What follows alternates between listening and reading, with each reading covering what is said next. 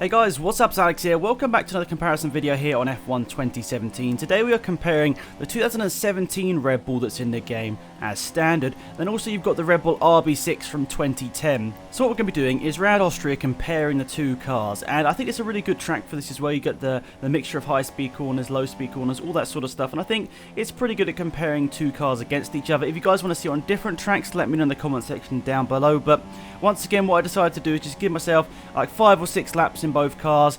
And that's clean laps, by the way. You see it says lap 5 in the top right there. Basically, if I invalidated a lap, what I did is restarted the lap. So that's 5 clean laps I've done here. And you can see with the other one as well, that's how many clean laps it was, not how many laps in total. So I've done quite a few extra laps here, but a lot of them were invalidated because I was doing silly mistakes running over the curves and that sort of stuff. Now, of course, these cars are very different from two completely different eras of Formula 1.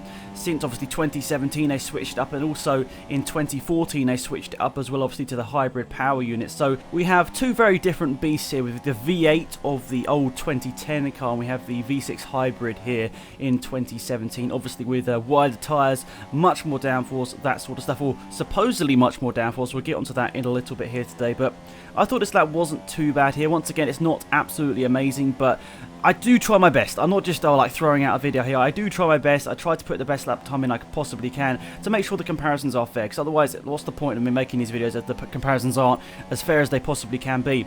And we're up to the start finish line. A decent lap time there, only a couple of tenths of a second actually off my time there in the Mercedes, so I thought pretty decent lap there, so I was pretty happy with that one. So let's switch now to the 2010 Red Bull RB6, and this one was obviously a very good car, nabbed the championship at the last race of the season. I'd absolutely love, I'll tell you what, I'd really love to see the 2013 Red Bull in one of these games in the future, or the 2011.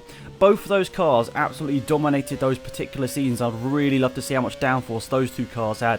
The 2011 was a bit of an evolution on this car, but the 2013 Red Bull was, I think, one of the most dominant cars of all time. And, well, I remember Vettel in the second half of 2013 winning pretty much every race, I think, didn't he? It was after Spa, or around that sort of time, he won every single race. What an absolute madman. But, of course, Sebastian Vettel drove this car alongside Mark Webber, and both of them were competing for the championship right at the end here. The difference between this and 2011 onwards was obviously the Pirelli tyres.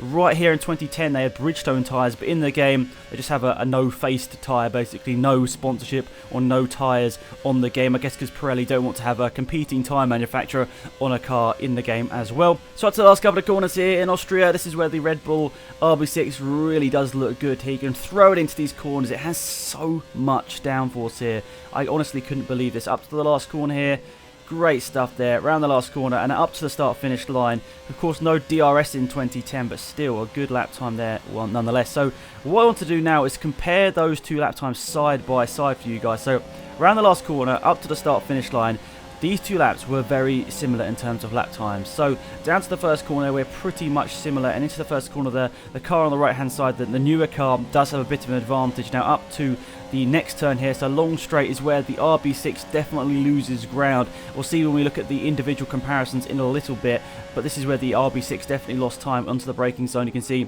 the 2017 cars definitely gained some time through here, but on traction out of here, the 2010 cars definitely gained on him here. The 2010 car, I'd say in my opinion, feels like it's got more downforce. I'm not too sure if that's the case or not, but it definitely feels like it's got more downforce. But by the end of the straight, the RB13 once again putting away a little bit because the RB6 doesn't have much top end speed. But now going into the middle sector here, that is where the RB6 definitely comes into its own. It's just such a nice car through this part of the track. It just feels absolutely planted, where the RB13 feels good, just not quite as amazing through these corners here. But still, once again, you can see it's caught up to the RB13, but not by enough. Unfortunately, for the last couple of corners, you will see it's a good run through these corners for the RB6, but it's not quite good enough for him to go quicker than the RB13 here. But a nice comparison, really good to see them side by side here. The evolution of the car size as well, you can see the 2017 car definitely looks much wider, but yeah, I think a nice little comparison here. But now let's have a look at the top speeds here. So at the end of the straight, the max speed that the 2017 car managed to get was 186 miles an hour, so pretty good there from the 2017 car. Obviously a little bit behind the likes of the Ferrari and the Mercedes in terms of top end speed, but pretty good nonetheless from the Red Bull car. Compare that 186 to what we have here in 2010, it's the 178, so what, 8 miles an hour difference at the top end of the straight here between the two Red Bull cars. Quite a significant difference between the two of them there.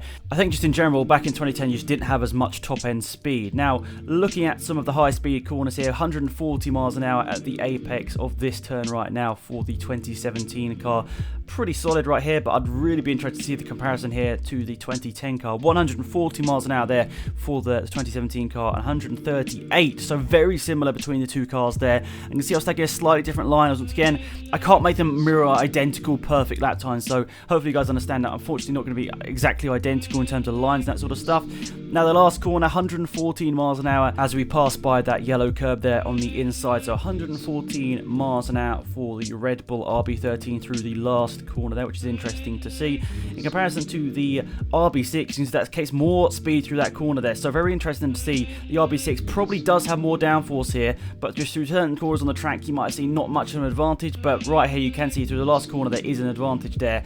I wanted to take a screenshot at the start finish line to see how fast the car was as it accelerated towards the start finish line. The RB13 doing 170 miles an hour in comparison to the RB6 there, it does 163, so slightly slower. Even though it was taking a decent amount of speed more through that last corner, it couldn't maintain it to the start finish line and it ended up behind once again. So nice little comparison there. I think just over a second between the two cars in terms of lap time. The DRS definitely helps the 2017 car through the straights here, and yeah, so nice comparison there guys. Hopefully you guys did enjoy it. Please remember to like the video if you enjoyed and subscribe if you're new to the channel.